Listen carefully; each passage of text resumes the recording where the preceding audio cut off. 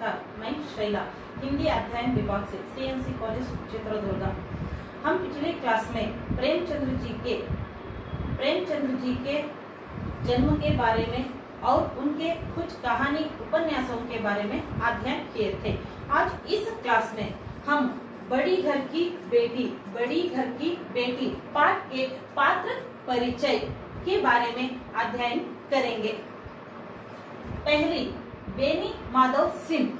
इस पात्र परिचय में पहले है बेनी माधव सिंह, दूसरे है श्रीकंठ, तीसरे लाल बिहारी सिंह और भूप सिंह। इसके साथ साथ प्रमुख पात्र है आनंदी।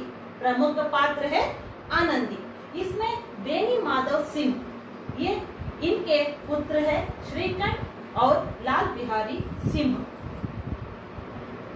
भूप सिंह की पुत्री आनंदी। आज हम पढ़ेंगे प्रमुख पात्र आनंदी के बारे में। इस पाठ बड़े घर की बेटी कौन है? आनंदी। बेनी माधव सिंह गौरीपुर गांव के जमींदार और नंबरदार थे। उनके पितामह किसी समय बड़े धन धान्य संपन्न थे। गांव का पक्का तालाब और मंदिर जिनकी अब मरम्मत भी मुश्किल थी। बेनी माधव गौरीपुर के एक जमींदार थे। इसके साथ साथ उनके पास बहुत धन धान्य और संपत्ति था। गांव का पक्का तालाब और मंदिर जिनकी अब मरम्मत भी मुश्किल थी। पहले इनके पास क्या था? धन धान्य संपत्ति बहुत था, लेकिन बाद में इनके पास कुछ भी नहीं रहता था। इसके लिए उन्होंने तालाब मंदिर को मरम्मत करने में उनको बहुत मुश्किल लगता था। इವರು ಮೊದಲೇ ಬೇನಿ ಮಾಧವ್ ಸಿಂಗ್ ಮೊದಲು ಜಮೀನ್ದಾರರಾಗಿದ್ರು। ಆ ಸಮಯದಲ್ಲಿ ಅವರ ಹತ್ರ ತುಂಬಾನೇ ಧನ ಧಾನ್ಯ ಅದರ ಜೊತೆಗೆ ಸಂಪತ್ತು ಇತ್ತು। ಆಮೇಲೆ ಆ ಸಮಯದಲ್ಲಿ ಅವರು ಆ ಹಳ್ಳಿಯ ತಾಲಾಬ್ ಮತ್ತು ದೇವಸ್ಥಾನಗಳನ್ನ ದೇವಸ್ಥಾನಗಳು ಇರುವ ದುಸ್ಥಿತಿಯನ್ನ ಅವರು ಆ ದೇವಸ್ಥಾನಗಳಿಗೆ ಸರಿಯಾದ ರೂಪವನ್ನ ಕೊಡ್ತಾ ಇದ್ರು। ನಂತರ ಅವರ ಹತ್ತಿರ ಸಂಪತ್ತು ಕಡಿಮೆ ಆದಂತೆ ಆ ದೇವಸ್ಥಾನಗಳಿಗೆ ರಿಪೇರಿ ದುರಸ್ತಿ ಮಾಡೋದು ಇವರ ಕೈಯಲ್ಲಿ ತುಂಬಾ ಕಷ್ಟವಾಯಿತು। ಉನಿಕೆ ಕೀರ್ತಿ ಸ್ತಂಭತೆ ಅವರು ಮೊದಲು ಏನೆಲ್ಲ ದೇವಸ್ಥಾನಗಳನ್ನ ರಿಪೇರಿ ಮಾಡಿಸ್ತಾ ಇದ್ರು, ಆ ದೇವಸ್ಥಾನಗಳು ಈಗ ಅವರ ಕೀರ್ತಿಯನ್ನ ಪ್ರದರ್ಶನ ಮಾಡ್ತಾ ಇದ್ವು। इस दरवाजे पर हाथी घूमता था। अब उसकी जगह एक बूढ़ी भैंस थी जिसके शरीर में अस्थि पंजर के सिवा और कुछ शेष न रहा था, पर दूध शायद बहुत देती थी, क्योंकि एक न एक आदमी हांडी लिए उसके सिर पर सवार ही रहता था। बेनी माधव के घर में पहले उनके घर में धन धान्य संपत्ति बहुत था, लेकिन आगे का समय पर उनके घर में कुछ भी नहीं रहता था। इसका मतलब क्या है? पहले उनके घर के सामने हाथी घूमता था, लेकिन बाद के समय में उनका घर किस तरह रहता था? बूढ़ी भैंस की तरह रहा। बेनी माधव सिंह अपने आधी से अधिक संपत्ति वकीलों के भेंट कर चुके थे। उनकी वर्तमान आय 1000 रुपये वार्षिक से अधिक न थी। उनकी वर्तमान की आदाय कितनी थी? 1000 रुपयों से अधिक नहीं थी। ठाकुर साहब के 2 बेटे थे। बेनी माधव सिंह के 2 पुत्र थे। बड़े का नाम श्रीकंठ सिंह था। उसने बहुत दिनों के परिश्रम और उद्योग के बाद BA की डिग्री प्राप्त की थी। बहुत दिनों के परिश्रम से उन्होंने BA की डिग्री प्राप्त की थी। अब एक दफ्तर में नौकर थे। इस समय क्या उन्होंने एक दफ्तर में नौकरी करते थे। छोटा लड़का लाल बिहारी सिंह दोहरे बदन का सजीव जवान था। भरा हुआ मुखड़ा, चौड़ी छाती, भैंस का 2 सेर ताजा दूध वह उठकर सवेरे पीता था। भैंस की ताजा दूध 2 सेर दूध कौन पीता था? लाल बिहारी सिंह पीते थे। इन्होंने गौरीपुर गांव के अपने घर में रहते थे, इसलिए उन्होंने 2 सेर दूध नित्य पीते थे। श्रीकंठ सिंह की दशा बिल्कुल विपरीत थी। इन नेत्रप्रिय गुणों को उन्होंने BA इन्हीं 2 अक्षरों पर निछावर कर दिया था। इन 2 अक्षरों ने उनके शरीर को निर्बल और चेहरे को कांतिहीन बना दिया था। इन्होंने BA डिग्री प्राप्त करने के लिए अपना सारा समय बिता दिए थे, इसलिए उनका चेहरा किस तरह था? कांतिहीन बन चुका था। इसी से वैदिक ग्रंथ पर उनका बहुत विशेष प्रेम था। इन्होंने आयुर्वेदिक ग्रंथ पढ़ने में बहुत अभिरुचि पाते थे। आयुर्वेदिक औषधों पर उनका अधिक विश्वास था। आयुर्वेदिक औषधियों पर उनका विश्वास बहुत था। शाम सवेरे से उनके कमरे से प्रातः करल की सुरीली कर्णमधुर ध्वनि सुनाई देती करती थी। लाहौर और कलकत्ते के वैद्यों से बड़ी लिखा पड़ी रहती थी। ಇವರ ರೂಮಿನಿಂದ ಯಾವ ಶಬ್ದ ಕೇಳಿಸ್ತಾ ಇತ್ತು? ನಮಗೆ ಆಯುರ್ವೇದದ ಔಷಧಗಳನ್ನು ತಯಾರು ಮಾಡುವ ಶಬ್ದ ಕೇಳಿಸ್ತಾ ಇತ್ತು. ಮತ್ತೆ ಇವರಿಗೆ ಲಾಹೋರ್ ಮತ್ತು ಕಲ್ಕತ್ತೆಯ ವೈದ್ಯರ ಜೊತೆಗೆ ತುಂಬಾ ಒಡನಾಟ ಇತ್ತು.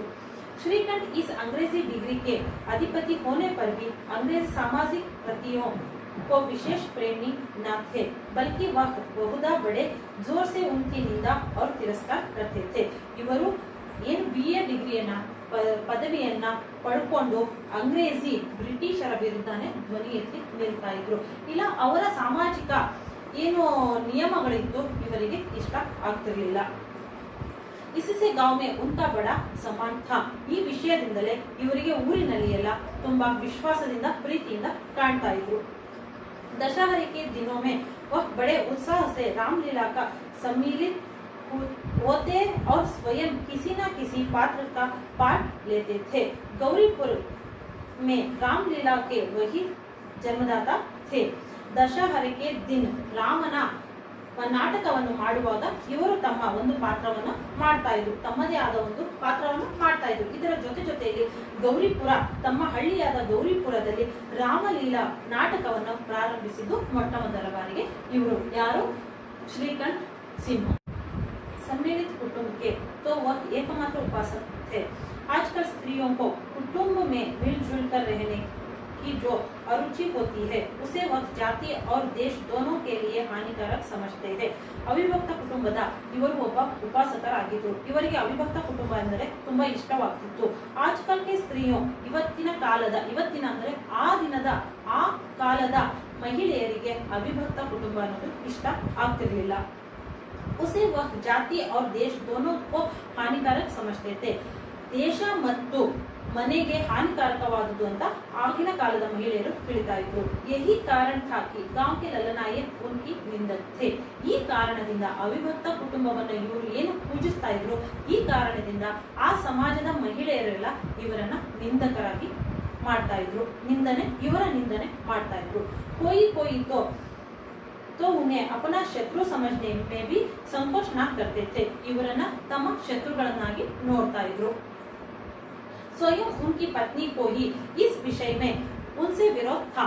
ತನ್ನ ಪತ್ನಿಗೆ ಶ್ರೀಕಂಠ್ ಅವರ ಪತ್ನಿನೇ ಈ ವಿಷಯದ ವಿರುದ್ಧವಾಗಿ ಇದ್ರು. अपनी पत्नी ही इस विषय पर विरोध करते थे.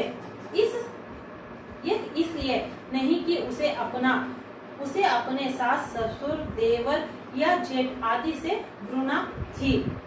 इसलिए नहीं कि ಇವರಿಗೆ ತಮ್ಮ ಪತ್ನಿಯಾದ आनंदी सास ससुर देवर या जेठ आदि से द्वेष नहीं थी, इसलिए कि बल्कि उसका विचार था कि यदि बहुत कुछ सहने पर और तरह देने पर भी परिवार के साथ निर्वाह न हो सके तो ये आए दिन की कलह से जीवन को नष्ट करने का अपेक्षा यही उत्तम है कि अपना खिचड़ी अलग पकाई जाए. ತಮ್ಮ ಪತ್ನಿ ಏನಂತ ಹೇಳ್ತಿದ್ರು?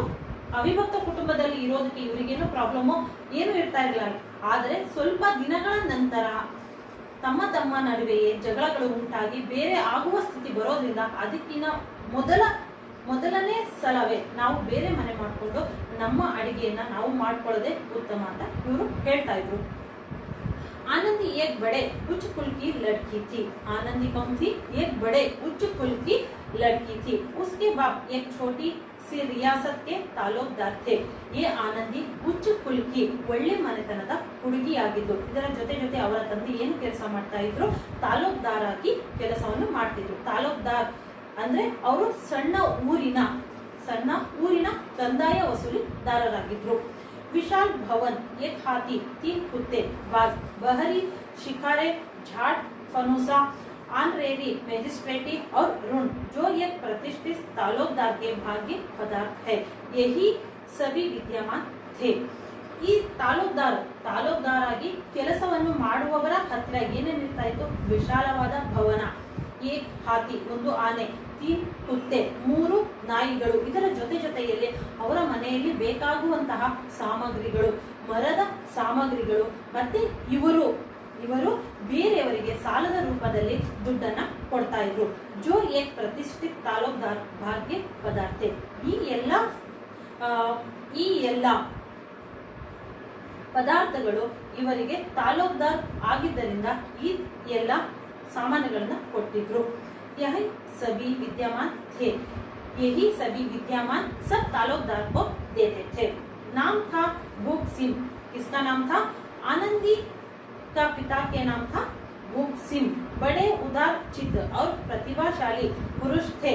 बड़े ಉದಾರವಾದ ಮನುಷ್ಯರಾಗಿದ್ರು ಮತ್ತು ತುಂಬಾ ಪ್ರತಿಭಾಶಾಲಿಯಾದ ಮನುಷ್ಯತ್ವವನ್ನು ಹೊಂದಿದ್ರು ಮನುಷ್ಯರಾಗಿದ್ರು. पर दुर्भाग्य से लड़का एक बिना था. ಆದರೆ ದುರಾದೃಷ್ಟದ ಫಲವಾಗಿ ಇವರಿಗೆ ಒಂದು ಗಂಡು ಮಗುವಿನ ಸಂತಾನ ಇರಲಿಲ್ಲ. 7 लड़कियों हुई और दैव योग्य से सबकी सब जीवित रहे. 7 ಜನ ಹೆಣ್ಣು ಮಕ್ಕಳು ಹುಟ್ಟಿದ್ರು. ಎಲ್ಲ ದೇವರ ಕೃಪೆಯಿಂದ ಎಲ್ಲರೂ ಜೀವಂತವಾಗಿ ಇದ್ರು. पहली उमंग में तो उन्होंने 3 ब्याह दिल खोलकर किया. पहली उमंग का मतलब मौज में आकर. उनके पास बहुत पैसे थे या संपत्ति, इसके कारण बड़ी मौज में आकर 3 लड़कियों की विवाह बड़ी धूमधाम से किए थे. पर 15-20 हजार रुपयों का खर्च सिर पर हो गया. 3 विवाह बड़ी धूमधाम से करने के कारण इनके सिर पर कितना रुपया का खर्च हो गया? 15-20 हजार रुपयों का खर्च हो गया. तो आंखें खुली. इसके कारण उनके आंखें खुल गई. अधिक हाथ समेट लिए. आनंदी चौथी लड़की थी. सारा पैसा खर्च होने के बाद इनको आंखें खुली. इनका आंखें खुली और हाथ समट लिया.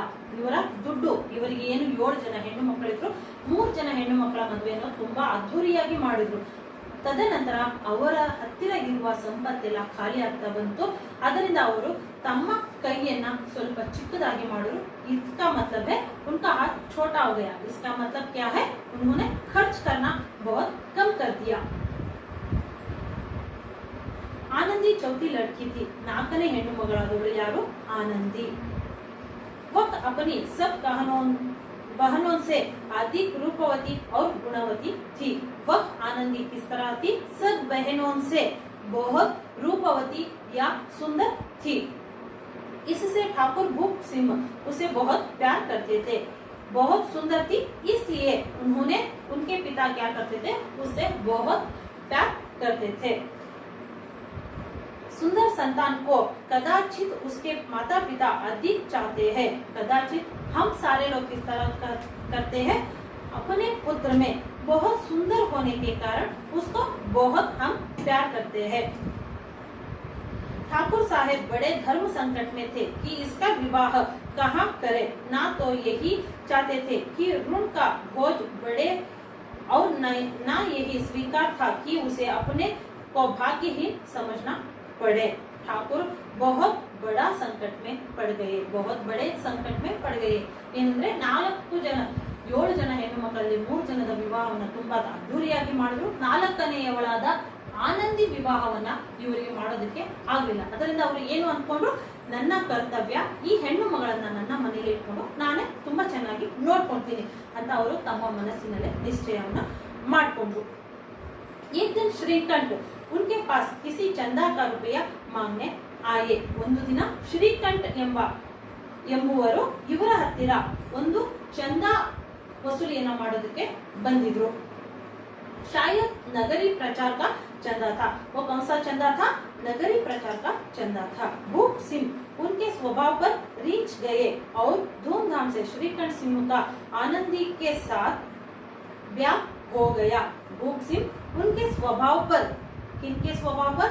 श्रीकंठ के स्वभाव पर मुग्ध हो गए और अपनी पुत्र आनंदी को श्रीकंठ से विवाह करना चाहते थे. इसके साथ साथ उन्होंने बहुत धूमधाम से दोनों का विवाह कर चुके.